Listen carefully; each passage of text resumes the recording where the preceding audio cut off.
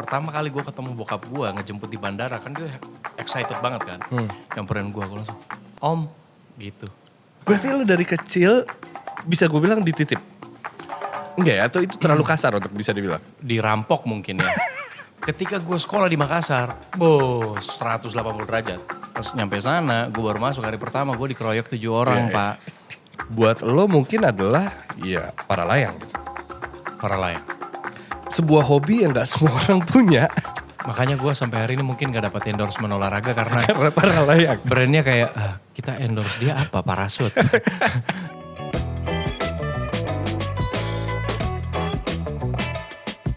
Ladies and gentlemen, this is your host Iyas Lawrence. Sebetulnya semakin gue riset tentang bintang tamu gue hari ini, semakin gue yakin sebetulnya kesempatan untuk dia berada di posisi ini banyak sekali dalam hidup dia. Perjalanannya, tapi gue mau ngetes salah satu hal yang mungkin mengawali karir dia. Coba lo station ID dulu untuk Elkoga Bali, silakan. Nanti 6.9 Elkoga Radio Bali, ketemu lagi bareng saya Deva Mahendra. Dan senang rasanya karena sekarang kita jumpa di suasana yang menyenangkan dan juga dengan bintang tamu yang luar biasa. Ada Iyas Lawrence di sini. Terima kasih banyak. Berapa cut sejam dulu? Waktu gua itu... Suara lu cocok malam sih, malam gak tapi? Malam gua. Malam kan? Emang malam. Dan memang secara segmentasi Elkoga itu, kenapa gue pilih di situ? Waktu itu gue tuh jadi penyiar paling muda, paling kecil. Iya. Karena gue masih umur 18, 19 di situ. Sementara yang lain tuh usianya udah di atas 25 semua. Karena ini berapanya Bali kan ibaratnya? Bisa dibilang kayak gitu. Iya kan? Iya. Benar-benar. Jadi emang pendengar-pendengarnya itu yang orang-orang kantoran gitu loh. Dan gue seneng gitu. Kayak gue sempet kepikiran untuk apply mungkin di radio-radio anak muda keren kali gitu ya. Apa ya di Bali ya? Ya hard rock. Phoenix ya. kan. Terus Os. Iya, Os Radio Bali. iyalah. Wah keren banget Iya. tuh. Cuman gue kayak enggak deh, gue pengen. Karena gue dulu itu waktu gue umur masih segitu-segitu, gue seneng bergaul sama yang lebih dewasa aja. Iya. Gitu. Oh, tapi suara aja itu loh. Ngebassnya dulu mungkin. Tapi itu kan karena mixer bro. Jadi mixernya tuh low-nya, gue mentokin. Lo pakai apa sih RCS waktu itu? Enggak, itu alatnya masih katro banget, gue juga gak tahu namanya. Dan itu simple banget, cuman kayak ada beberapa tombol gitu. Saya turun nih. Jadi gue tanyakan sama penyiar yang senior yang udah lama di sana gitu. Karena gue kalau ngobrol sama dia, namanya Mas Rudi. Gue kalau ngobrol sama dia, suara dia tuh biasa aja. Tapi begitu dia siaran, dia jadi orang yang berbeda banget. Karena di low itu ya? Di low itu. Paham. Selamat malam, gitu-gitu kan. Gue kayak, wah ini bahkan kayaknya dengan mixer tua ini gue bisa bikin suara gue bahkan kayak Dark Knight kayaknya, kayak Batman ya. Karni Ilyas lebih tepatnya sih, Karni Ilyas. Tapi sebelumnya Deva Mahendra terima kasih sudah berada di sini. You remember the first time we met? Pertama kali kita ketemu di nikahan orang. Iya, NZ Molen pada saat itu. Iya, NZ Molen. And we talk about ini ya. Apa tuh? Series gua. Iya. Yes. Gue ceritain dikit kali ya. Gue lagi di kamar hotel, waktu itu lagi di kamar Molen gitu. Gue lupa lagi ngapain, ngadem deh pokoknya. Gue, Indira. Pokoknya di hari nikah itu? Hari H itu, pokoknya iya. Gue, Indira, terus Bobby sama pasangannya waktu itu. Dia masih sih, mereka masih berpasangan. Kita di situ lagi ngomongin telur darah. Kayak, wah sebab di berempat lagi ngobrol gitu. Jadi yuk kita ke atas lagi, karena itu lagi mau after party kan, seingat gue. Iya benar. Iya kan, Indomie udah keluar apa segala macam. Benar. Gua ke atas, Bobby teriak, "Woi, itu Dev sama Mika di depan mata." Terus kita kayak anjing baru kita omongin. Dan kita, ya kondisi gak bisa dibilang sepenuhnya sadar ya. Cuman, gue masih. Lo masih? Karena gue baru banget mau mulai. Iya, kalau kita kan posisi kayak mimpi. Kayak demam tau gak lo, kayak abis ngomongin terus ada kalian. Terus gue kayak, gue gak ngikutin berita Dev. Jadi gue gak tahu kalian tuh sudah menikah. Jadi gue kayak, wah mereka pasangan beneran, ngerti gak lo? Kayak, wah akhirnya kita di situ ngomongin lah tentang series itu. Tapi ada 2 momen yang gue tahu lo pastinya. Telur darah dan tetangga masa gitu. Yes. 2 hal itu yang menurut gue kayak, that was my introduction to you. But as I said earlier tadi, momen-momen dalam hidup lo itu ternyata unik banget ya. Ya somehow unik ya sih. Yang pertama lo lahir dan besar di Timika. Gue lahir di Makassar. Oke. Sampai gue umur 2 bulan, 3 bulan masih bayi banget gitu ya. Gue dibawa pindah ke Timika. Oke. Besar dekat alam atau gimana pada saat itu? Sampai akhirnya gue lulus SMA, pokoknya dari umur segitu gue nggak pernah keluar Timika, kecuali waktu gue kelas 5 SD gue sempet coba-coba untuk sekolah di Makassar. Maksudnya kan kayak gue orang Bugis Makassar, gue akan coba deh tumbuh, berkembang, belajar juga di Makassar, coba gitu setahun pas kelas 5 SD tuh. Pas nyampe sana gue baru masuk hari pertama gue dikeroyok 7 orang Pak.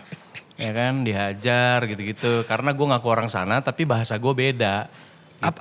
Logat Papua lo keluar? Iya, gue masih bawa logat Papua karena it was my first day, man. Iya. Come on, be soft. Gila, parah banget. Berarti daerah Makassar pada saat itu keras tuh? Wah keras. Makanya orang yang bilang, Papua keras. Enggak, orang-orangnya itu baik-baik, lembut. Gue tuh adalah siswa yang sangat amat berprestasi bisa dibilang gitu. Disiplin ketika gue di Papua. Iya. Ketika gue sekolah di Makassar, bos 180 derajat. Gue akhirnya kenapa dipindahin lagi ke Papua? Karena aku tuh berantem mulu waktu gue kelas 5. Lo jagoannya apa dibulinya? Gue jagoannya, jadi mereka tuh kalau di sekolah, kalau istilah orang Makassar tuh ada istilahnya rewa. Jadi rewa tuh kayak... Kita tanya validasi sama orang Makassar, ya gak ada lagi nih. Gak ada, dia sengaja, dia tahu gue mau bahas Makassar mungkin ya gitu. Jadi istilahnya tuh rewa tuh kayak orang paling berani, jagoannya. Oke. Nah, lu kalau di sekolah, itu nanti akan ada julukan rewa 1, 2, 3. Masa sih? Iya, jadi lu di sekolah mana? SD sini gitu. Ini lo kelas 5 SD kan? Kelas 5, iya. Rewa lu di sekolah lu siapa? Ini, rewa nomor 1, 2, 3 gitu. Jadi bilangnya rewa. Lu rewa? Gue tuh dari yang pendatang baru nih, tiba-tiba langsung menduduki rewa 1, gila gak lu? Hah? Karena itu yang 7 orang royok gue cari sama sepupu-sepupu gue. What does it take untuk menjadi rewa 1? Ya lu harus, take the throne lah. Ujung tombak? Lu harus di throne yang katanya rewa 1. Gawat. Dan itu rewa 1-nya gak berani sama gue. Jadi kayak gitu. Gak berani dan akhirnya anak-anak mulai bilang kalau kayaknya rewa 1-nya ini ya si anak baru ya gitu. Dan bener akhirnya jadi menyebar kemana-mana dan yaudah gue mengamini itu. Respect akhirnya. Respect. Berapa lama di sana? 1 tahun.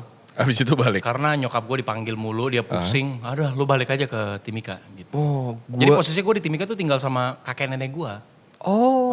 Lu dan adik kakak lu?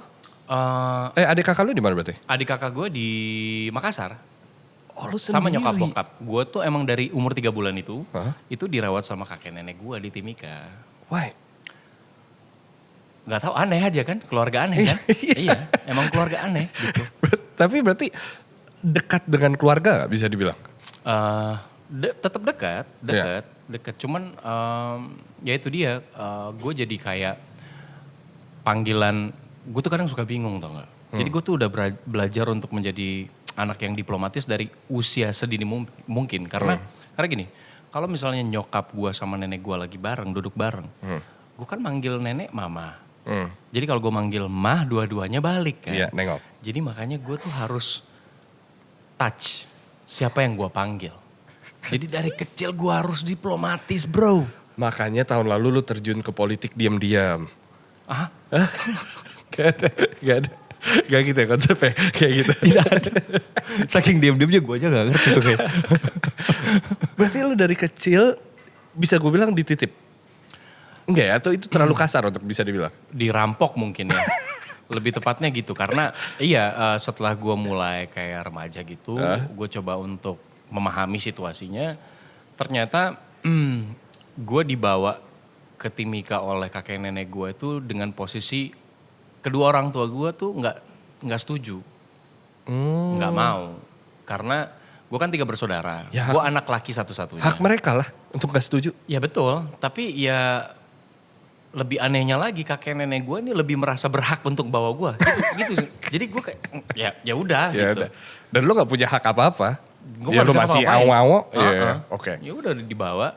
Pertama kali gue ketemu sama papa mama gue tuh waktu gue TK. Berarti mereka nggak bolak-balik deh? Enggak. Jadi setelah momen gue dibawa ke Timika, itu relationship-nya jadi gak bagus. Paham, ya wajar lah, dulu jarang ketemu. Nah itu, tapi relationship yang gak bagus ini gak ada coba untuk diomongin atau apa. Jadi ya udah dibiarin aja sampai akhirnya kakek gue berinisiatif untuk anak ini harus ketemu sama orang tua kandungnya. Gitu. Dan pertama kali itu waktu gue masih TK, kalau gak salah gue masih TK kecil apa TK besar gitu. Umur 4-5 tahun. Akhirnya dibawa ketemu. Pertama kali gue ketemu bokap gue ngejemput di bandara, kan dia excited banget kan. Nyamperin gue langsung, Om, gitu. Nyokap gue juga sama. Terus kayak, tante, gitu. Shock gak lo? Jadi kayak, ya segitunya. Tapi gara-gara momen itu akhirnya hubungannya menjadi baik. Iya, pendewasaan lah setelah itu. Terus mereka coba untuk kayak, waktu gue dibawa ke Makassar itu kan kita kalau gak salah seminggu apa 2 minggu gitu. Gue sama kakek gue berdua di sana. Terus tinggal di rumah nyokap bokap. Kayak apa ditanya betah atau enggak gitu. Di Makassar? Iya, gue gak betah lah. Gue tetap pasti pengen pulang karena teman-teman gue semua di Timika di Papua kan gitu. Nah mereka memahami itulah, ya udah gitu. Kembalilah ke Timika. Mereka udah akhirnya menerima kayak ini anak kakek neneknya udah bukan anak kita lagi gitu. Gue suka banget, hence you said lo diplomatis sejak kecil. Jawaban, menurut gue ini bukan jawaban diplomatis tapi jawaban yang sangat masuk akal. Lo sempat ada pembahasan tentang kerusuhan Papua kalau gak salah. Terus lo bilang orang tuh media membungkusnya adalah membahasnya Papua, bukan kotanya. Exactly. This I really like. Coba lo kasih tahu deh. Iya, jadi gue tuh sering banget ya orang-orang tuh nanya sama gue pas gue bilang gue tuh asalnya dari Papua gitu. Gue asalnya dari Timika. Mereka tuh langsung kayak, ih kok lu sekolah aman? Lu kok bisa ada sampai ke industri segala macam, dalam artian dengan posisi yang kita dengar selama ini di berita bahwa di sana tuh kacau banget. Kok bisa ada orang yang pada akhirnya tetap masih bisa berkarir selancar lu sampai sekarang gitu. Dan itu yang gue agak bingung karena kalau daerah-daerah lain yang rusuh di daerah lain gitu, mereka tuh nggak nyebut provinsinya secara umum. Mereka nyebut kota atau kabupaten deh. Kota atau kabupaten sangat spesifik. Kalau Papua, mereka tuh langsung headline-nya kerusuhan di Papua, kerusuhan di Papua. Papua tuh luas banget, secara suku bahasa aja lebih dari 200 gitu. Dan Papua, ya kita nggak usah hitung dengan Papua Nugini gitu ya. Secara pulau itu, kalau nggak salah kedua apa ketiga terbesar di dunia kan. Secara pulau gitu. Jadi lu bayangin seberapa luasnya tempat itu. Jadi kalau lu bilang Papua rusuh, nggak mungkin barengan rusuh semua kan. Itu udah kayak negara bagian Amerika yang tiba-tiba rusuh semua gitu. Itu yang dari dulu kayaknya memang secara, karena gue juga ngerasa gini secara stigma mungkin ya. Iya secara stigma. Gue ngerasa gini, kita yang sekolah di Papua, kita tuh paham pembagian provinsi Jawa gitu, pulau-pulau Jawa gitu. Kita tahu, bahkan Sumatera kita ngerti, Sumatera tuh ada berapa gitu. Begitu gue tanya teman-teman gue yang mungkin dulunya sekolahnya di Sumatera atau sekolahnya di Jawa, gue tanya provinsi Papua tuh ada berapa? Mereka nggak ngerti. Mereka pikir Papua itu satu doang gitu. Bahkan ada yang masih nyebutnya Irian, sementara Papua itu udah bebas. Iya gitu. Irian tuh oke, pembebasan Irian Jaya Barat itu udah zaman lampau ya gitu. Gue ke Jayapura berapa bulan lalu gitu. I think it was really pretty. Orang-orangnya tidak seperti digambarkan media gitu. Exactly. Dan pertanyaannya ya, apakah ada rasa takut ketika gue landing? Ada. Karena that stigma was built gitu. Tapi gue yakin ketika lo ke Amerika, lo pikirin tentang indahnya Times Square bukan tentang pengeboman 9/11. Pasti. You know what I mean? Iya. Nah itu yang menurut gue kental banget ya ke situ. Nah apakah stigma itu yang nempel pada akhirnya lo dikucilkan di Makassar gitu, di umur pas 5 SD? Pas 5 SD, gue rasa bukan karena itu. Lebih kepada gue ngaku gue orang asli situ tapi gue gak bisa bahasa situ. Jadi dipikirnya gue tuh kayak ngeledek mereka gitu loh. Teman-teman sekelas gue ini pikirnya gue tuh bercandain mereka. Kan pas gue baru masuk mereka nanya, asli mana kok? Makassar. Tapi dengan logat Papua, jadi kayak kalau gue ulang tuh, asli mana kok? Sama Makassar. Sama Makassar. Bercanda nih orang nih, ledek ya udah akhirnya dipukulin. Kena deh lo. Sampai kapan di Papua tadi lo bilang? Sampai lulus SMA. Wow. Sampai lulus SMA. 1 tahun gue absen di Papua tuh ya Kesana doang. cuma ke Makassar doang itu yang kelas 5 SD sampai kelas 6. Terus akhirnya gue balik lagi lulus SD di Papua lagi gitu. 2007 lu pindah ke Jakarta atau bukan sih? Audisi untuk Indonesian Idol yang nggak ada footage sama sekali. Alhamdulillah. Itulah kebesaran Tuhan ya. Itu gue bersyukur banget gitu. Siapapun yang bertanggung jawab atas file pada waktu itu. Iya. Dan tidak you guys dibongkar. are the best. Karena kayak Vidi, punya Vidi masih ada bro waktu dia audisi. Vidi tuh generasi berapa berarti? Lu 3 kan? Gue 3 ya, gue Rini kan? Rini, ya. Iya kayaknya Vidi tuh sewaktu itu deh. Di atas lo kali ya? Di atas gua, Oke. di atas gua. Semi Krispati gue pernah dengar juga ada, tapi footage-nya juga antara ada dan tiada gitu ya. Afgan malah kalau gak salah audisi juga pernah ada tuh. Iya. Berarti lo dari awal udah tahu, I think this industry. Belum. Oke. Belum. Jadi gue tuh dari zaman sekolah, gue tuh ngelakuin banyak hal. Gue tuh kayak orang tersesat. Atlet juga kan? Atlet juga. Jadi gue kayak, karena gini, gue mikirnya kalau gue belum tahu apa ya, gue mau jadi apa, gue harus ngelakuin banyak hal. Dengan ngelakuin banyak hal, pasti gue akan ketemu satu. Paham, ya. Sama kayak makanan lah, lu harus nyobain semua jenis makanan sampai akhirnya lu bilang, ini makanan favorit gue. Lu gak bisa favoritin telur dadar kalau lu belum pernah coba telur balado misalnya. Paham, kan gitu kan gitu.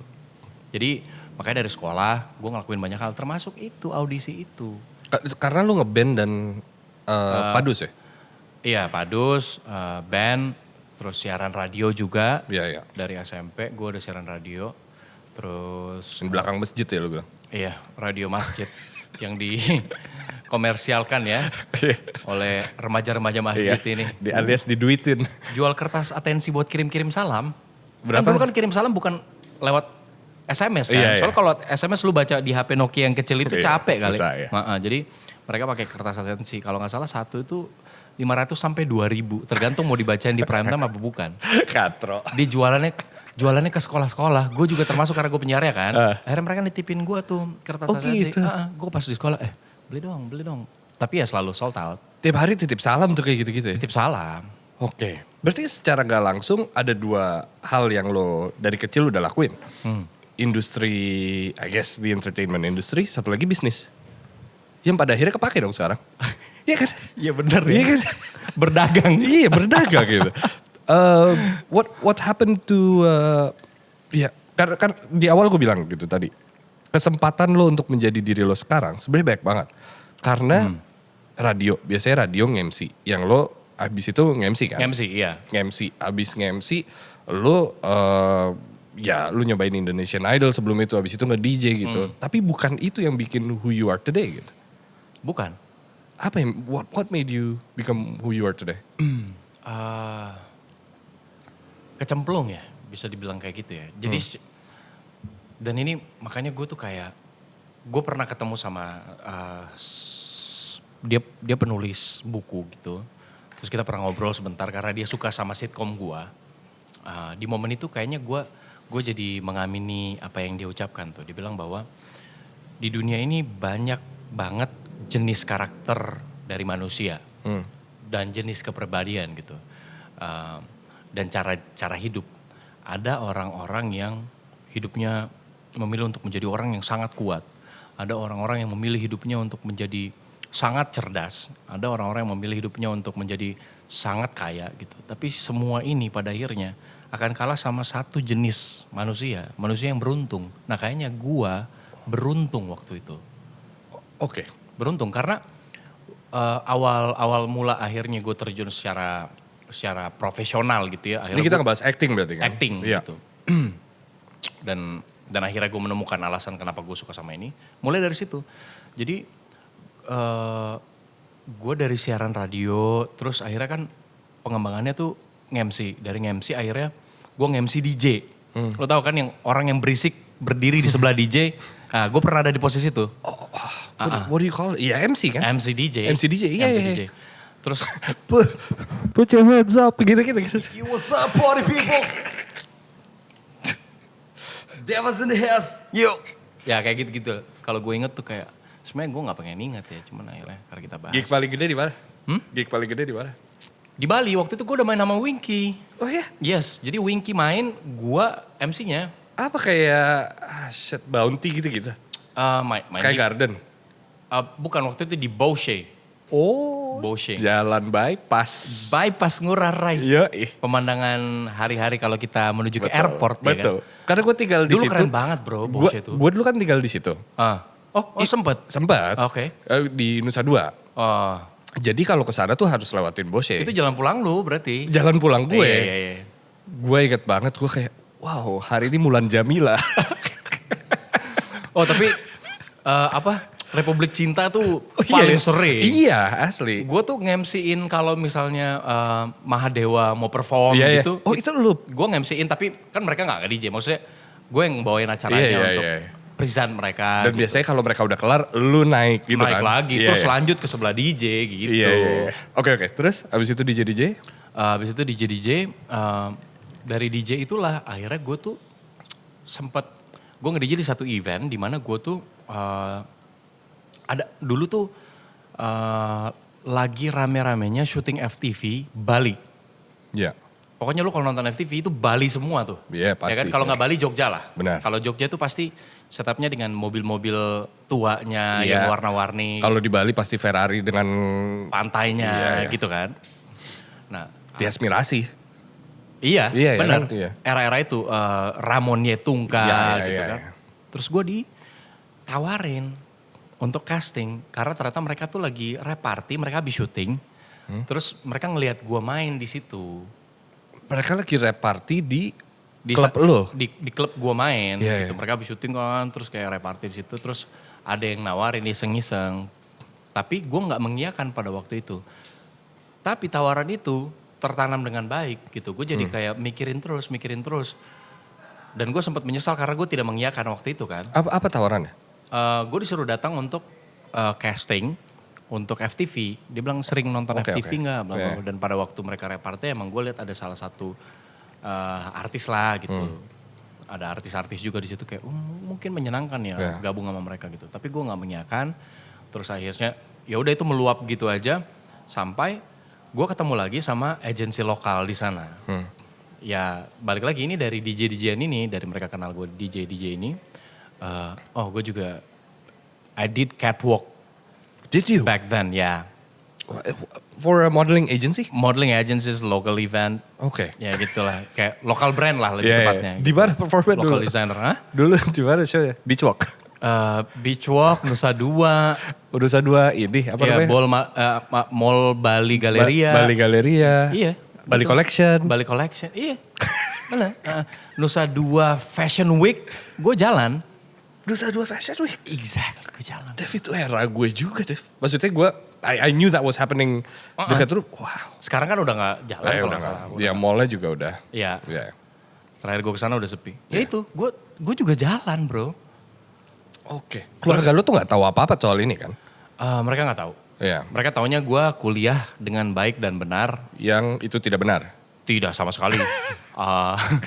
I stopped when I was semester 4, 5. Duit dari mana, Dev?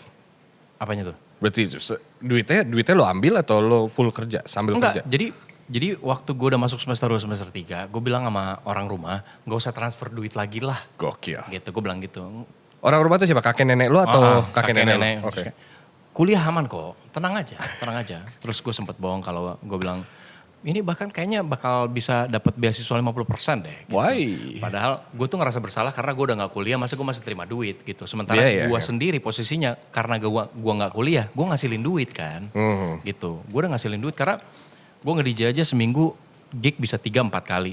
Itu di luar dari gue nge-MC, di luar dari rutin radio, di luar dari gue juga bagian dari waktu itu gue kerja di Bosche juga. Selain jadi MC-nya, gue tuh jadi marketingnya. Gitu loh.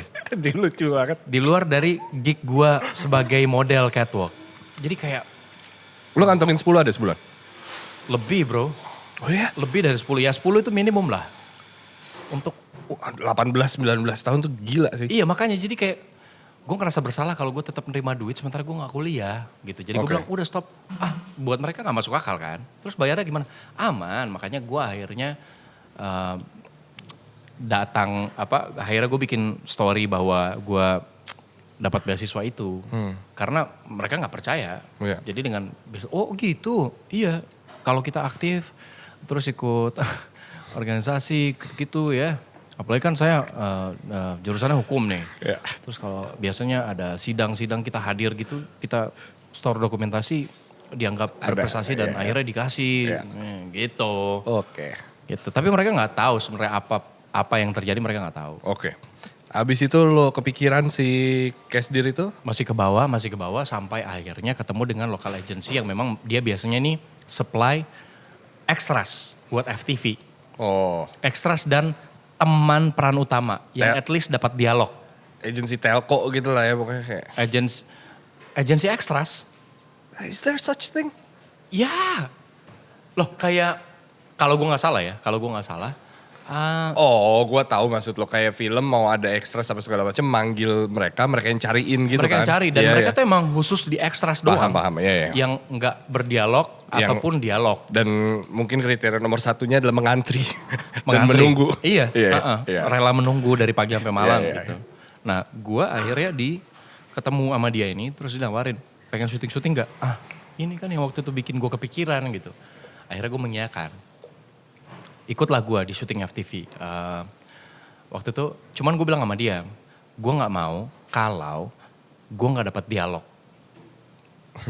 Ya kan, karena menurut gue komunikasi itu salah satu kemampuan gue yang bisa gue jual gitu. Ya, makanya lo hadirkan Kapitulis juga kan. Kapitulis juga. Ya, itu akan kita bahas nanti ya. Terus gue bilang, gue gak mau kalau dialog, gue gak mau kalau gue cuma duduk di taman, terus peran utamanya lewat, ngapain gue di situ gitu. Tapi emang begini jalannya, Deva gitu. Pertama kali. Akhirnya gue mengiyakan, ada momen waktu itu, pas gue pertama kali syuting, gue tuh cuma duduk doang, peran utamanya lewat. Beneran seperti apa yang lo bilang tadi? Tapi dokumentasinya lagi-lagi tidak ada. Oh iya? Yes. Gue tuh, beruntung kan gue? Iya. Beruntung. Kayaknya mereka juga kayak, ngapain gue simpan file ekstras gitu ya. Ada pentingnya gitu. Udah. Setelah itu gue benar-benar bilang sama dia gue gak mau. Kalau lu ngajakin gue lagi FTV syuting-syuting gue mau. At least gue harus ada dialog. Gue harus ada ngomong aja. Sotoynya gue. Ternyata lu ngomong depan kamera tuh beda banget. Sama lu ngomong di studio, lu siaran sendiri beda. Lu nge-MC depan orang gitu, lu ngomong depan kamera beda lagi gitu. Akhirnya sama agensinya beberapa bulan gak ada tawaran gitu. Tiba-tiba dia datang lagi dengan tawaran. Ada nih jadi teman peran utama. Sahabatnya peran utama. Ini yang tukang ojek bukan? Bukan, itu masih FTV nih. Masih levelnya FTV 2008-2009 gitu. Oke, gas. Gue berdialog lah sama pemain-pemain yang kalau lihat skrip tuh cuma diginiin doang terus udah tahu kan. Sementara gue baca ulang-ulang, kok gak hafal. Gue sempet kayak aduh sotoy banget sih gue minta dialog, aduh. Oh banyak dialog. Gue bahkan tuh pernah ya lagi begini nih sama salah satu pemain. Gue gak akan nyebutin namanya karena gue udah maafkan dia. Jadi dia yang salah berarti? Wah tuh jadi begini, posisinya ceritanya gue tuh datang sebagai pengusaha kaya yang ingin membeli hotelnya yang bangkrut. Gitu kan. Gua sih orang dengan hotel bangkrut. Iya, lo gitu. Cewek, pemainnya cewek. Oke. Duduknya hadap-hadapan gitu, sofa-sofa gitu. Kita udah, oke, semua standby, masuk ke set, apa segala macam gitu. Tapi mereka ada siap-siapan teknis gitu. Gue duduk. Gue kan pengen latihan dialog dong gitu. Gue baru tahu ternyata kalau lu levelnya ekstras, bukan siapa-siapa tuh gak semua pemain pengen ngeladenin lu. Dia tuh lagi dengan dia lagi dengan HP-nya gitu kan. Dia, gitu kan, Mbak. Dia kayak, pertama tuh dia kayak ada yang manggil tuh. Wow. Nah habis itu dia main lagi kan. Mbak, halo Mbak. Mbak, enak aja manggil saya Mbak. Panggil nama. Gitu. Oh iya, mau latihan? Enggak, saya gak mau latihan. Gitu. Oke. Gue udah ketemu sama dia. Dan dia ternyata ngefans banget sama sitkom gue. Tapi gue gak ngingetin momen itu sama dia. Wow. Gue ketemu di Jakarta. She came to me. Tetangga bahasa gitu? Yes. I'm a big fan of your sitcom. I love it. I watch it every single day. Oh Deva lu keren banget. Terus kayak dia gak ingat gua. Gitu. Gue penasaran lagi. Nanti ya. Soalnya gue udah maafin. Akhirnya gue jadi baik sama dia. Dan karena waktu itu dia jadi. Do you hold grudge as a person? Enggak. Makanya gue tuh kalau lu hanya momen-momen tertentu yang pada akhirnya terekam dan tersimpan. Kebanyakan momen-momen dimana gue tadinya pikir gue tuh orangnya pendendam. Ternyata enggak. Gue ternyata gampang banget lupa sama hal-hal atau event-event buruk dalam hidup lo. Gitu. Tapi hal seperti itu gak mungkin lo lupakan dong. Gue masih ingat, tapi itu jadi sesuatu yang lucu aja. Dan menurut gue itu proses. Dan jadinya ketika gue ada di posisi dia, bahkan lebih di atas posisi dia, gue gak akan begitu. Iya. Gitu. Iya. Makanya tadi balik lagi gue bilang kenapa gue milih El Koga at the first place. Gue senang bergaul sama orang-orang yang lebih dewasa, umurnya di atas gue. Karena gue tuh lebih senang belajar dari pengalaman orang. Betul, iya. Gitu, karena pengalaman tuh sesuatu yang sudah pernah terjadi. Dan bukan sesuatu yang dibuat-buat atau dikarang gitu. Iya, it's not just bullshit coming out of people's mouth. Jadi gue lebih senang mendengarkan itu. Siapa tahu dari pengalaman-pengalaman itu gue akan menemukan path yang sama. Dan ketika di situasi itu karena gue udah pernah dengar pengalaman dia, gue bisa ngambil keputusan terbaik. Paham, iya. Gitu. Dari situ karir langsung naik? Dari situ setelah FTV itu akhirnya dengan agensi yang sama, gue masih ingat namanya Ibu Latifa. Berjasa sekali Ibu Latifa. Berjasa sekali, dimanapun berada sehat-sehat selalu. Kayaknya dia masih jadi agensi juga di Bali.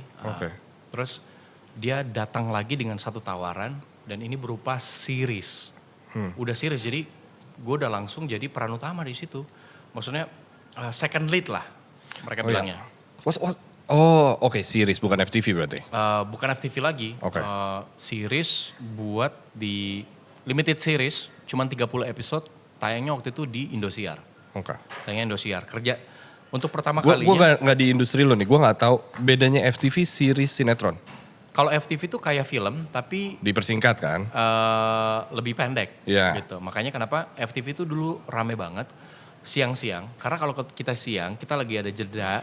Begitupun juga ibu-ibu di rumah, mereka lagi ada waktu untuk me time. Mereka gak pengen nonton sesuatu yang berkelanjutan, yang bikin gantung-gantung gitu.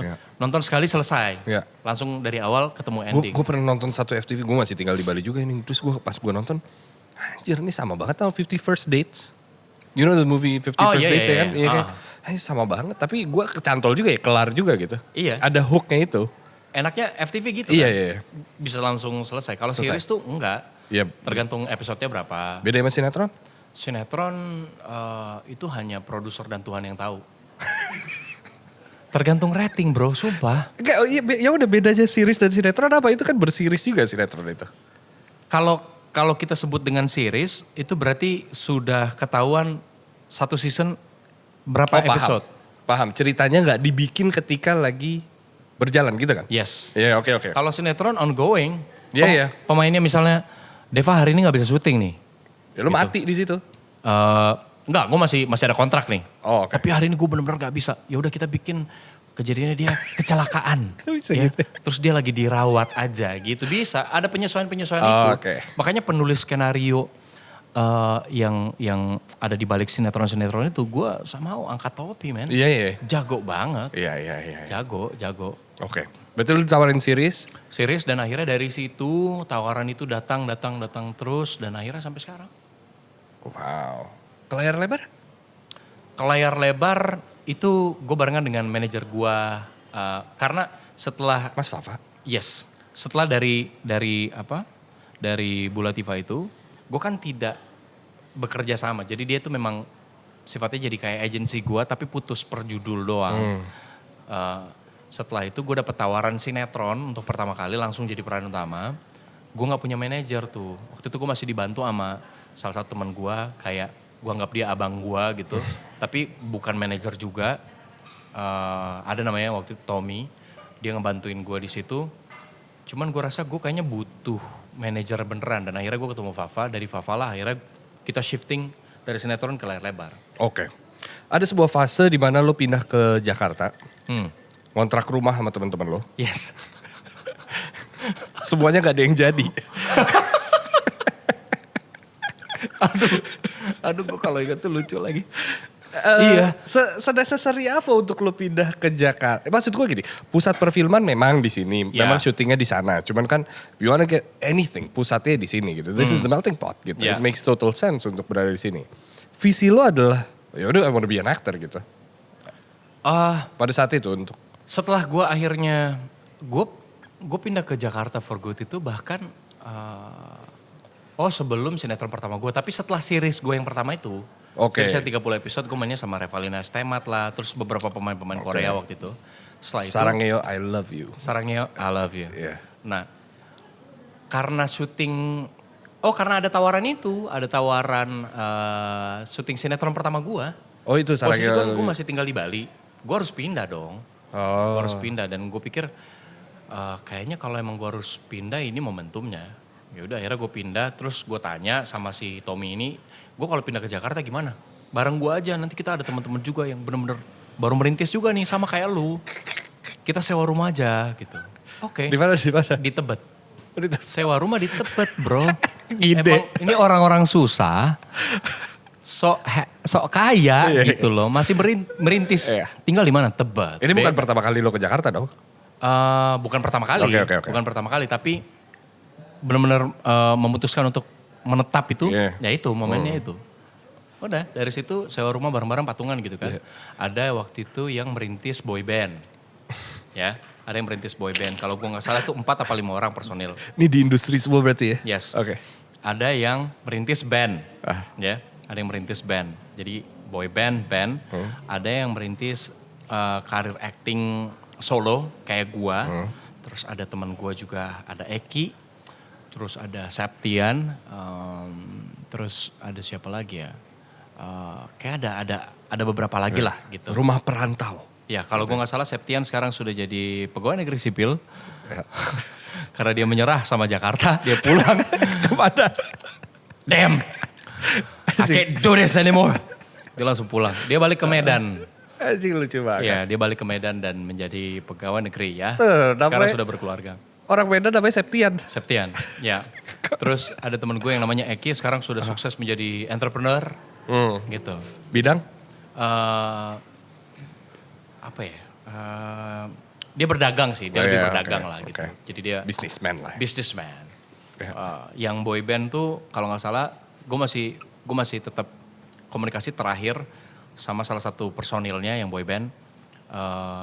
Tapi dia join di boy band itu dia posisinya emang udah dokter. Oke. Sekarang ya tetap menjadi dokter aja gitu kan. Yang lain gue nggak tahu. Karir lo berhasil berarti dari rumah itu? Dari rumah itu, gue satu-satunya. Dan bahkan sampai mereka semua memutuskan untuk pulang dari rumah itu, mereka ninggalin rumah Tebet itu. Gue yang bertahan sampai tinggal gue sendirian. Dan gue tuh pernah ada di fase dimana. Tinggal sendirian? Tinggal di rumah itu? Di rumah itu. Karena satu-satu hilang? Satu-satu hilang. Dan karena gue posisinya bingung, gue ditinggalin gitu ya. Dan pas mereka lagi pada cabut semua itu, gue juga belum lagi ada ongoing project gitu. Kayak ya udah gue tinggal di sana. Tapi karena gue belum memutuskan punya tempat tinggal baru, gue akan pindah kemana. Listrik kita udah nggak bayar. Gue sempat tinggal di situ 2 bulan kalau nggak salah tanpa listrik bro. Maksudnya gimana Dev? Gak pakai listrik? Dicabut itunya. Iya MCB ya? Iya dicabut.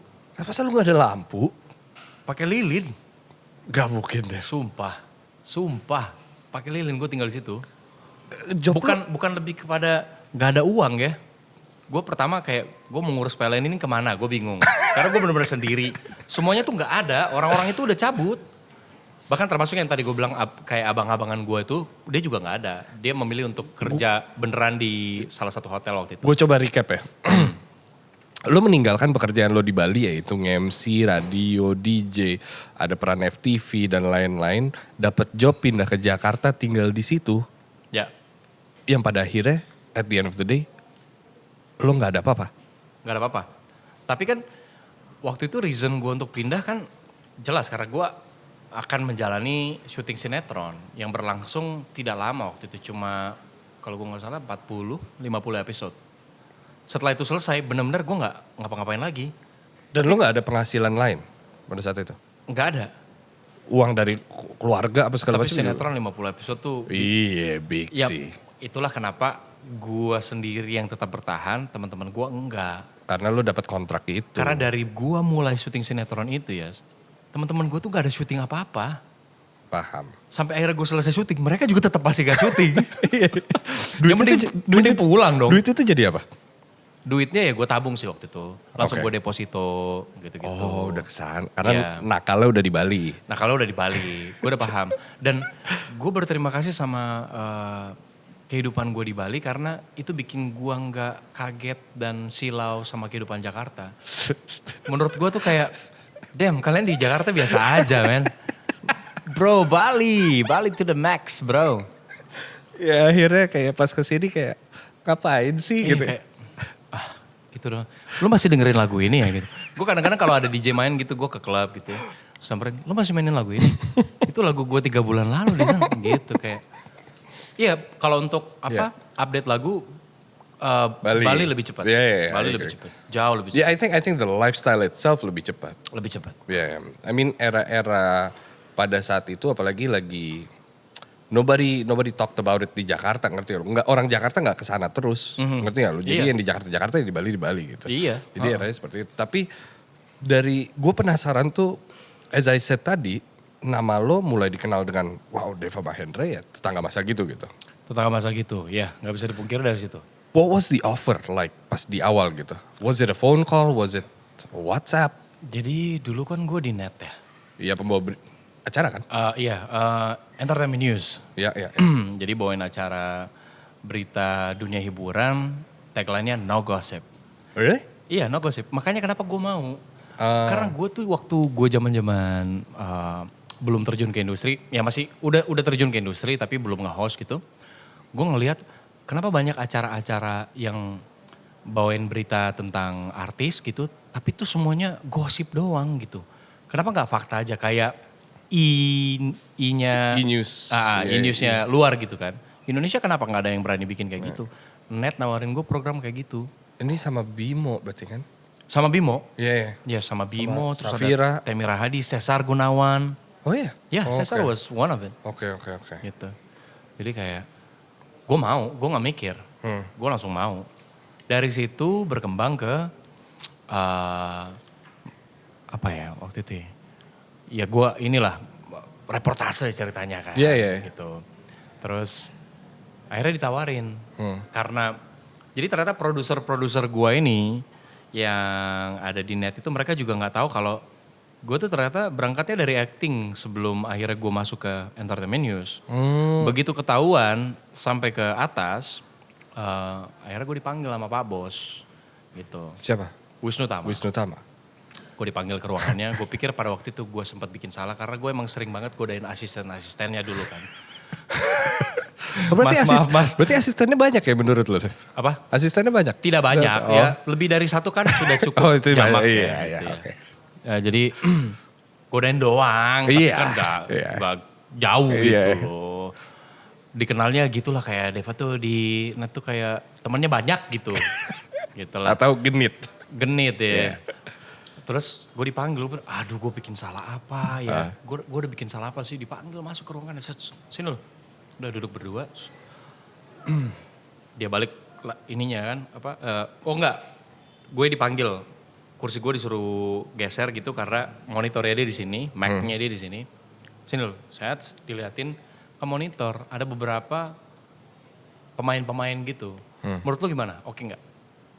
Oke aja sih mas. Ini? Oke. So, posisi di sini lu udah sebagai talent E-News. Iya. Talent E-News. Kenapa butuh validasi lu untuk? Nah, ternyata setelah gue jawab ini oke, ini enggak, ini oke, lumayan, bla bla bla bla bla. Ya, gue mau ngasih lu sitkom, gue mau bikin sitkom, gitu. Baru dia cerita.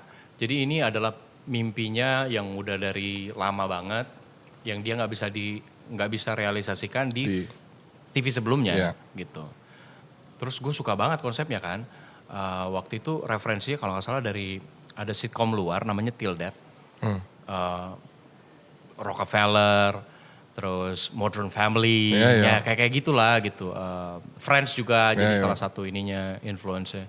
Gue gue nggak nolak juga, langsung gue yain. Cuman pada waktu itu posisinya pemainnya belum kepilih semua. Yang waktu itu udah oke tuh gue sama Dwi Sasono. Jadi emang mereka punya konsep nih, keluarganya keluarga yang cuman 2 keluarga, satu udah lama menikah, satu baru banget menikah. Yeah. Dibikinnya 2 suaminya ini emang asli Indonesia dengan istri yang campuran gitu kan. Jadi orang yang nonton tuh kesel, nih laki berdua nih kayaknya gak bisa ngapa-ngapain kok istrinya cakep-cakep gitu ya. Gitu. Mereka mau nimbulin kesan itu. Apalagi perannya Mas Adi kan, kerjaan di rumah cuma melukis. Guru-guru SD yang kalau masuk juga mau ngajar tuh suka-suka hati dia gitu kan. Tapi kok bisa dapat istri lawyer ya gitu. Emang awalnya gitu, konsepnya gitu. Ya udah dari situ akhirnya sempat meeting, terus nyocokin beberapa cast yang lain di luar gua sama Mas Dwi. Sampai akhirnya diputusin kita akan main sama Chelsea dan Mbak Sof. Terus meeting lagi sama direkturnya dan udah jalan syuting tuh. Itu momen lo dikenal orang-orang gak? Bisa dibilang? Atau sebelum itu malah orang udah? Ada beberapa juga yang ngeh dari sarangnya itu, dari series itu. Tapi ya bisa dibilang kalau secara masif dan ekspansinya ya? Iya itu dari situ. Oke. Fase hidup. Bahkan waktu gue main di Tetangga Masa gitu, mereka nonton. Terus besokannya mereka nonton gue nge-host, mereka gak ngeh itu si Bastian yang di sitcom. Karena jasnya itu? Iya ada juga yang gitu gak ngeh. Karena kan Bastian dengan, si Bastian tuh kan yang pembawaannya yang. Padahal satu TV ya? Kekanak-kanakan, iya. Ada juga yang gak ngeh. Setelah kayak sekian lama baru, oh itu tuh Bastian yang lagi bawain berita gitu. Itu berarti berhasil dong kalau di dunia acting? Iya berhasil. Dan yang bikin gue cinta banget sama Tetangga Masa gitu, sejalan sama karir acting gue kan. Ya. Dan since kita main di Tetangga Masa gitu sangat eksploratif, terus meledak-ledak, komikal. Jadi kita tuh sambil menyelesaikan episodenya Tetangga Masa gitu, gue dan Mas Dwi bisa jadiin itu sebagai tempat workshop kita acting. Iya. Gitu. Ya. Setelah workshop acting ini di sini dapat project film, kita udah ready lagi gitu. Gue melihat salah satu peran yang menurut gue adalah gokil lo bisa gini adalah ya. Dari Tetangga Masa gitu, dari lo yang mungkin di FTV, lo jadi Soekarno gitu. Ya. Itu kan maksud gue sebuah pintu yang kalau lo dari situ lo pindah ke karakter lain yang agak mirip-mirip ya, maybe it's not so much of a difficult job. Ini kan sebuah biopic gitu. Biopic ya, tuh. Ya jujur ya gue gak tahu teman-teman aktor yang lain gimana merasakannya. Tapi kalau main biopic tuh wah pressure-nya gila sih. Nah masuk pintu karakter ke Soekarno tuh gimana berarti? What was that task like? Beruntungnya gue, zaman gue kuliah di Bali, gue pernah kerja untuk satu museum dan itu Museum Bung Karno. Jadi balik lagi beruntung kan. Makanya lakukan banyak hal karena lu gak pernah tahu bahwa apapun yang lu lakukan sekarang akan berguna berapa belas tahun lagi gitu. Jadi gue tuh tahu banget, gue dulu sering berinteraksi sama Ibu Sukmawati gitu. Jadi kayak ada kekosongan informasi yang tidak diisi dalam biopik yang gue tuh dapat perspektifnya langsung dari anaknya loh. Ya. Gue dapat ceritanya langsung dari anaknya gitu. Jadi bekal itu yang begitu gue ditawarin peran Bung Karno, gue jadi kayak kayaknya gue bakal pakai pengetahuan yang pada mungkin, saat itu ya. Pada saat itu yang mungkin belum semua orang tahu gitu. Jadi itu kayak bekal buat guanya juga gitu. Jadi gue jadi pede jadinya untuk ngebawain karakternya. Tapi sampai detik ini dari sekian banyak film dan karakter yang lo terjunin gitu, udah ada metode yang lo temukan dari satu peran ke peran lainnya? Pada akhirnya kalau gue sendiri ya, gue tuh sering ngobrol juga sama Reza gitu. Betul. Ya. Tentang bagaimana sih kita cara bersikapnya terhadap main peran kalau di ini Reza Arab kan berarti? Bukan dong. Octavian, sama ya? sama. Oke, Reza. Pak Levi dong. Bukan Radian ya. Kita ngobrol dan kayaknya kita sejalan bahwa sebenarnya ada beberapa metode yang secara acting tuh di sini kita nggak bisa pakai dengan durasi pengerjaan sebuah proyek yang cukup singkat. Bisa dibilang kan kalau di sini tuh kita dari pre-production, production sampai post-production Which is post kita nggak terlibat, Yeah. postnya kita cuma di promo, pre-production kita cuma reading gitu kan. Ya paling itu semacam baju yang lu kenakan ketika lu di set aja. Makin susah dong ya berarti. Kalau buat gua dan buat Reza itu lebih mudah. Oh ya? Kita nggak harus bawa pulang gitu. Nggak pakai method acting berarti. Iya, itu method kita. Iya. Ya, jadinya itu method kita. How close are you with Reza? I know during the pandemic you hang out a lot gitu ya kan. Iya. Yeah. Is he a mentor? Is he a friend that you talk to a lot? Awal kedekatan kita tuh justru sebenarnya dari yang gue main Bung Karno itu. Oke. Kita tahu satu sama lain tuh udah lama. Cuman benar-benar jadi ternyata cocok ya. Pas udah ngobrol dan akhirnya berteman dan bersahabat itu ya momentumnya dari Guru Bangsa Cokro Aminoto. Waktu dia jadi Cokro, terus gue jadi Bung Karno. Dari situ, kalau ditanya seberapa dekat lah. Yeah. Kita bahkan udah, kalau ngobrol tuh bukan yang levelnya kerja lagi, bahkan pribadi kita ngobrolin. Gitu. Iya. Dan kayaknya industri yang sehat seperti itu juga ya? Seperti itu. Yeah. Karena gue, kalau gue pikir-pikir sekarang ya, gue tuh nggak, gue teman aktor banyak, teman-teman di industri itu banyak, produser, director, tapi yang gue ajak ngobrol terkait industrinya dan cara kerja industrinya itu hanya beberapa. Reza salah satunya. Ngomongin industri ada salah satu hal yang lo sampaikan waktu itu, kalau di luar, correct me if I'm wrong, adalah 7 tahun untuk satu film, kalau di sini 7 film untuk 1 tahun gitu. Oh ya, kalau di luar tuh setelah mengerjakan satu film mereka bisa break 7 tahun, gitu kan.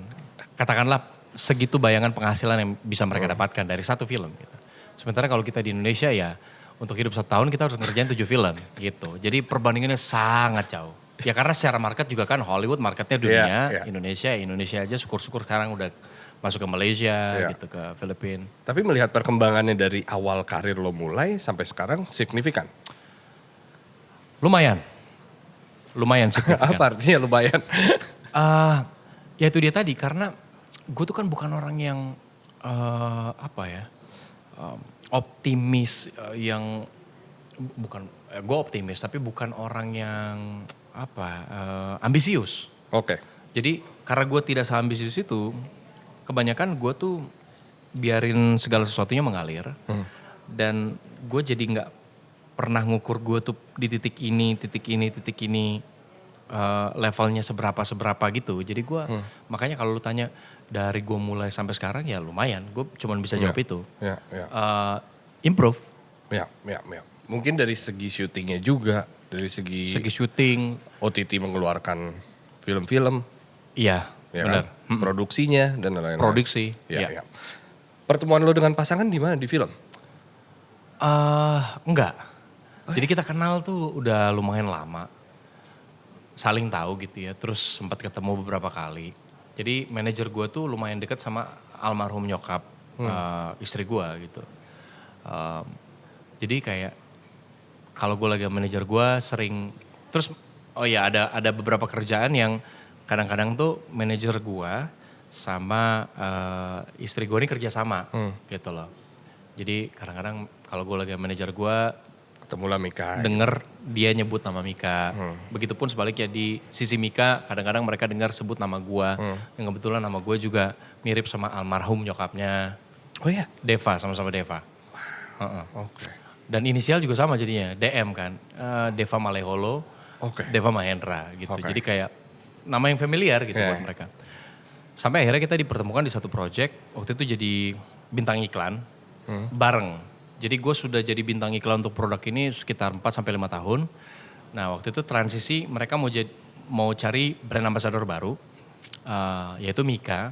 Tapi sebelum gue pamit, kita dijadiin satu dalam satu iklan. Gitu. Kita diketemuin, jadi transisi sebelum gue hilang. Ini pertama kali ketemu?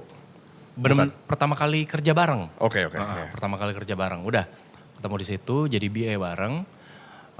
Ya ngobrol-ngobrol tapi di permukaan aja lah gitu, ngobrol-ngobrol sampai kayaknya 1-2 tahun setelah itu deh. 2 tahun setelah itu ketemu lagi di satu film. Posisinya gue masih punya pacar, dia masih punya pacar kita berdua datang ke lokasi, kita ngobrol berempat. Gitu. Aneh banget. Aneh banget Kita sih. ngobrol berempat. Jujur ya, gue tuh ngelihat istri gue tuh gak pernah mikirin kayak mau gue genitin, mau gue godain gitu selama gue kerja bareng sama dia. Karena vibesnya tuh bener-bener temen yang gue yakin gue tuh bisa cerita apa aja sama dia gitu. Gue kayak senyaman itu, semenyenangkan itu gitu pertemanan kita waktu itu. Jadi waktu di film pun ketika gue berantem sama pacar gue gitu, lu sama cowok lu gimana, aman gak tuh? Iya aman-amannya. Gue lagi pusing banget nih, gue promo film aja ribet banget nih. Pacar gue, lu perempuan pada gitu gak sih? Gitu. Enggak, dari ngobrol-ngobrol gitu lah gitu. Tapi sebatas waktu di syuting itu doang. Dan waktu di syuting itu, gue juga sangat dekat karena dia ditemenin sama almarhum nyokap kan. Jadi nyokapnya kalau lagi nunggu gitu, terus gue lagi gak take, gue biasanya ngobrol sama nyokapnya gitu. Jadi disitulah kedekatannya. Kedekatannya terbangun. Tapi kan posisi kita masih ada pasangan masing-masing waktu itu. Sampai udah selesai, kita udah promo film itu, kerjasamanya udah selesai, kita gak ketemu lagi sekian lama. Akhirnya ketemu lagi, dia jomblo, gue jomblo. Jadilah di situ. Kita mengenang masa-masa syuting itu, ngobrol-ngobrol dan akhirnya jadi. Kita ngobrol di Enzimolan tuh tentang pernikahan lo juga kan, yang sangat singkat ngerjainnya, semua serba candi di tengah-tengah syuting kalian gitu. Ya mau gimana ya, karena kita juga kan lagi syuting, dua-duanya lagi syuting. Jadi kita kan Januari, sementara istri gue lebih parah tuh. Dia Desember sampai Januari awal masih syuting pak. Buset. Masih syuting. Lo kawin itu Januari kan? Januari akhir. Januari akhir ya? Dia tuh sampai Januari pertengahan masih syuting. Buset. Gua dari September, Oktober, November itu syuting juga. Bahkan sampai awal Desember. Did you keep the relationship secret? Atau the people? Enggak. Oh enggak? Relationship-nya enggak. Oke. Kapan nikahnya waktu itu memang gak ada yang tahu. Oke. I've always wondered kalau celebrities menutupkan hubungan mereka gitu. Itu rasanya seperti apa ya? It must be a shitty feeling gitu. Pastilah capek lah. Gue pernah ada di posisi itu dimana kayak gue sesama pekerja di industri gitu. Pasangan gue juga, ex gue juga bekerja di industri. Kita coba untuk tutup-tutupin cuman capek pak. Iya kan? Capek. Jadi apa adanya aja. Toh juga sekarang emang eranya sosmed, lu kemana-mana pasti akan ke-expose juga anyway. Gitu. Ya, balik lagi ketika kita bertemu gitu, ngomongin sebuah series yang kalian bermain di situ gitu. Ya. It was huge. Telur Darah. Don't you think so? Nah karena gue ada di situ, gue nggak paham sebenarnya. Masa sih? Iya gue nggak paham. Cuman Telur Darah itu menjadi series pertama Indonesia yang diundang sama Busan International Film Festival. Series pertama Indonesia yang diputar di Busan International Film Festival. Tuh, itu kan film festival. Lo kan waktu itu ke Busan emang buat itu? Yes. Buat itu. Dan kita kita dikasih treatment kayak kita tuh bagian dari festivalnya besar itu. Kita jalan di red carpetnya, ditonton sama ratusan bahkan ribuan orang di tengah panggung ketika kita jalan menyambut. Terus nyapa orang-orang itu. I feel bad now kita ngebahas beberapa film tapi I know you're also promoting a film right now. Ada film apa ya? Ipar Adalah Maut. Ipar Adalah Maut. Ipar Adalah Maut. Itu udah tayang belum? Belum. Tayangnya 13 Juni 2024. Itu tentang 13 Juni 2024. Oh masih lama ya? Oke. Tentang judulnya itu. Ipar Adalah Maut. Ipar ini both ways ya, jadi ipar lo, ipar dia gitu ya? Dia sebagai ipar, gue sebagai ipar. Oh oke. Jadi terserah penonton mau pakai siapa menjadi pelaku utamanya gitu. What do you consider ketika lo mendapatkan sebuah skrip, Dev? Gue gak terlalu peduli siapa yang nulis skripnya sih. Oke. Yang penting ketika gue terima skripnya, gue harus baca dulu. Karena pada akhirnya ketika lu memainkan sebuah peran, kitab suci lu adalah skenario. You have to believe. Karena kalau lu percaya sama skenarionya, lu percaya sama karakternya, mudah-mudahan orang yang nonton juga jadi percaya sama performance lo. Karena kan membawakan sebuah karakter itu bukan penyampaian rasanya pada akhirnya bisa sampai itu ketika lu memainkan semuanya dengan believable. Tidak berlebih-lebihan, cukup aja. Oke. Itu that determines yes or no buat lo ketika Yes, skenario pasti. What is your best, mungkin bisa dibilang your best acting dari semua film yang udah lo mainin berarti? Nah, yang mungkin underrated gitu ya, orang gak tahu mungkin. gue suka film pertama gue sih. Karakter yang gue mainin ya, which is biopic juga. Slang kan? Gue jadi abdi negara. Abdi di negara situ, ya. ya. Udah jadi komisaris waktu itu? Belum. Masih aktif manggung itu. Masih aktif manggung ya. Karena kredit itu datang bukan dari siapapun, tapi dari abdi negaranya sendiri. Apa? Dia bilang apa? Lu bagus. Itu cukup ya? Cukup. Gua kayak. Lo pengikut slang dulu? Iya. Ya siapa yang enggak sih sebenarnya? Wah, kalau di tongkrongan kita belajar gitar kan lagunya lagu slang lah. Terlalu manis pasti. Makanya gue sampai bisa masuk ke potlot, terus studio mereka rekaman tuh kan gila ya. Apa rasanya ketika masuk ke potlot? Dan melihat di tulisan tembok depan ada Bim Bim Jangan Menangis, tahu gak lo? Parah, itu gue kayak gila ini Mekahnya Slankers nih gitu. Gue nyampe sini guys. Hal pertama yang gue lakukan adalah gue pasti foto-foto. Terus gue kirimin lewat Facebook tuh ke teman-teman SMA gue. Nih mam, rasain nih ya. Gue ada di sini bro, Lagu-lagu yang kita dulu mainin, lagu-lagunya di kelas gitu. Ini gue ada di sini nih, di markas besarnya nih, mabesnya nih. Gitu.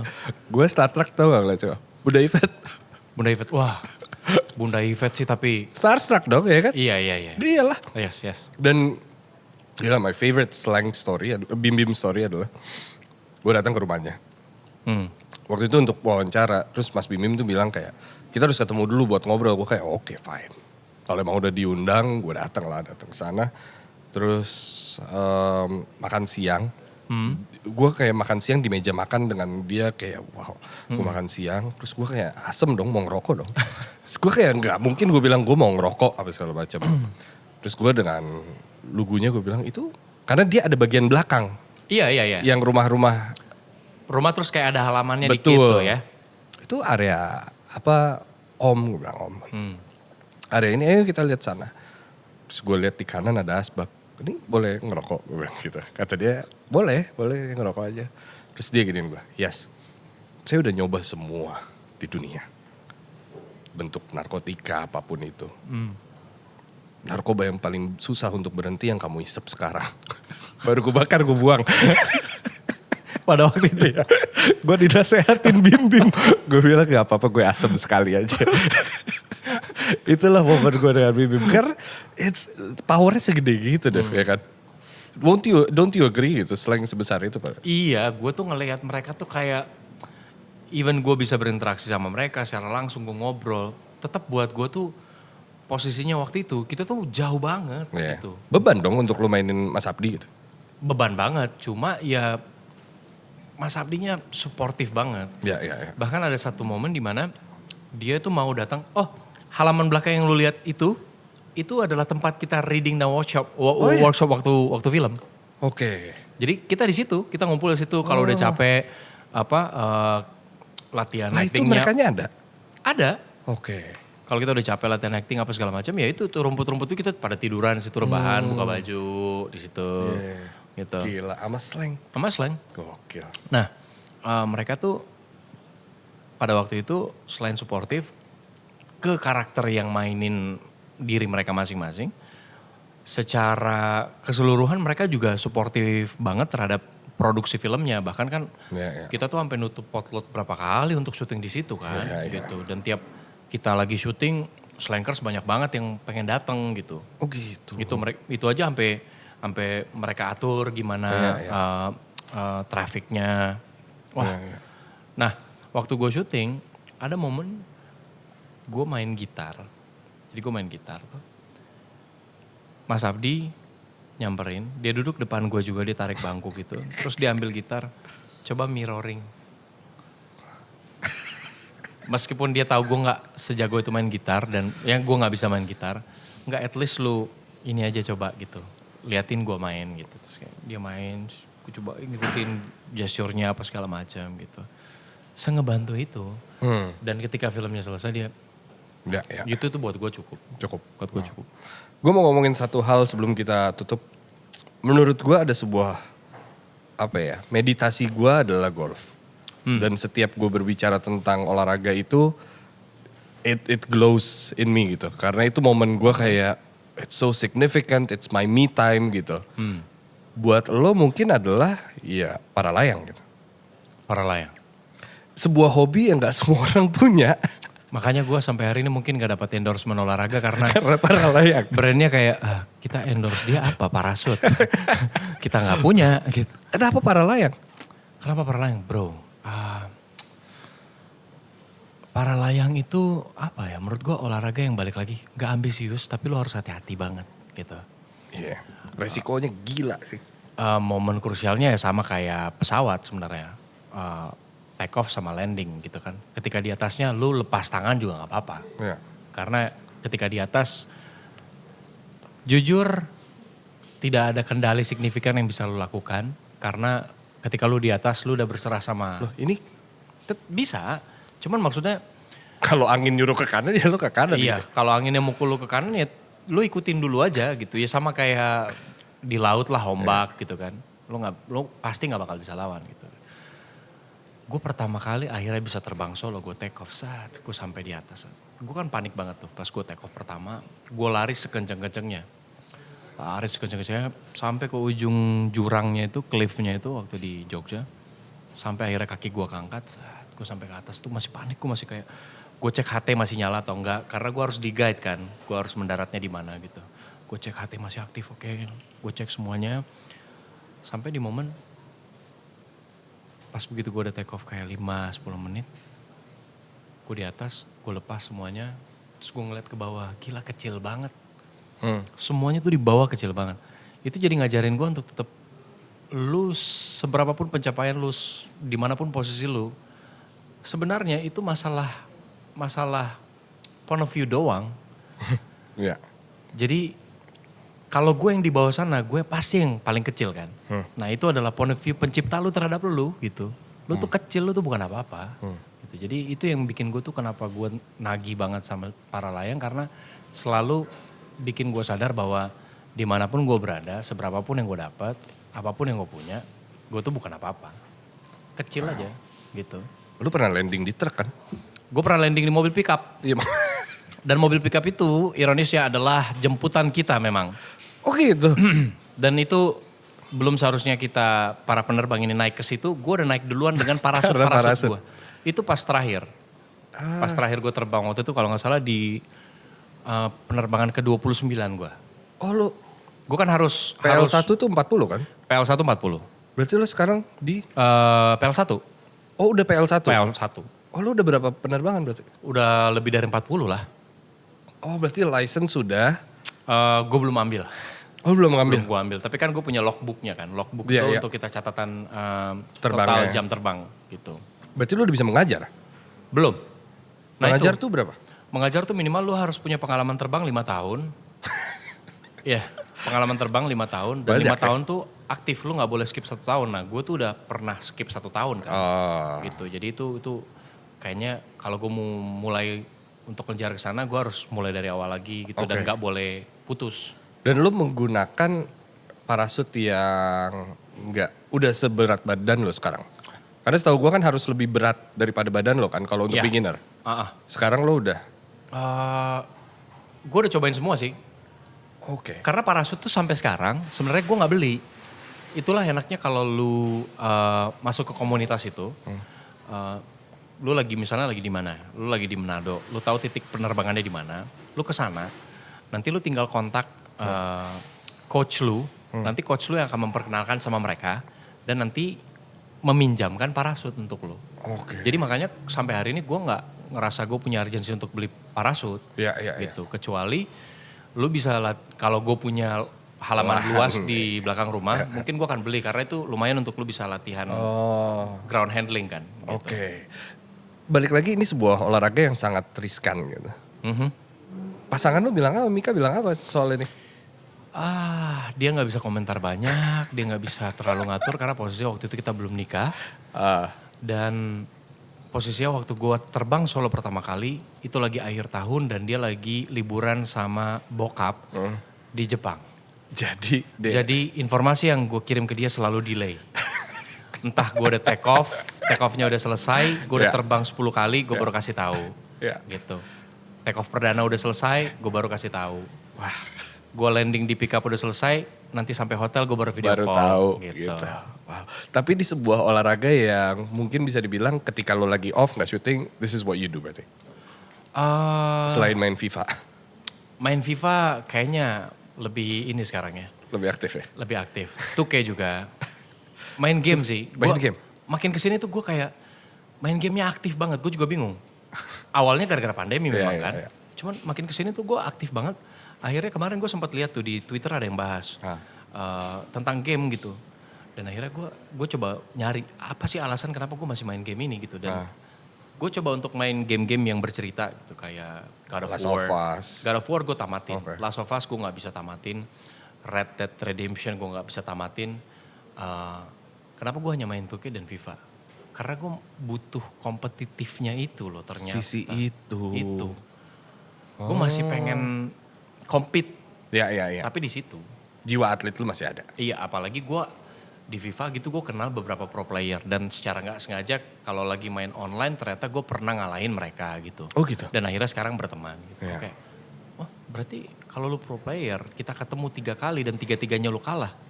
Gue ada chance untuk jadi pro juga berarti dong. Setelah ini kita buktikan. Oke. Ya. Siapa takut? Deva, thank you for being here. Terima kasih. Anything else yang mau lu tambah? Ya itu paling nanti film gua tayang. Oh iya pasti.